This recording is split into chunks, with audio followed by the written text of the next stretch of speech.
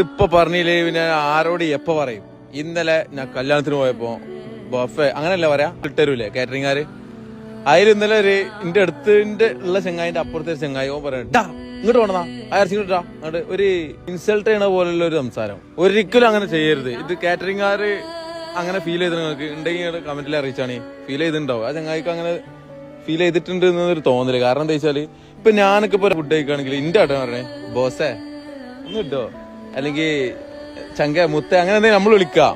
ചിലവലൊക്കെ വന്ന ഓലെ ഓഡിറ്റോറിയം ഓലത്തേക്കാരോ അങ്ങോട്ട് കൊണ്ടേ അവിടെ ഇവിടെ ഷൗട്ട് ചെയ്താണ് ചില സാധനങ്ങൾ വാങ്ങുക. അത് എനിക്ക് കേട്ടപ്പോ ചർച്ച ചെയ്യും. ഓനും സംഗതി ഈ വേറൊന്നുണ്ട്. ഈ കാറ്ററിങ്ങിന് വരുന്ന ആൾക്കാരായാലും ആരായാലും ഇവലൊക്കെ ഒരു വട്ടച്ചെലവിന് വേണ്ടിയിട്ട് വരുന്നതാണ്. അല്ലാതെ ഇതുപോലെ പണിയൊന്നുമല്ല. അതൊക്കെ നല്ല ബുദ്ധി നല്ല പവറുള്ള ചെക്കന്മാരെക്കാരെ കാറ്ററിങ്ങിന്റെ ആൾക്കാർ അല്ലേ. ഈ ഇരിക്കണ പോലെ ഇവലെടുത്ത് എത്തൂല വിചാരിച്ചിങ്ങനെ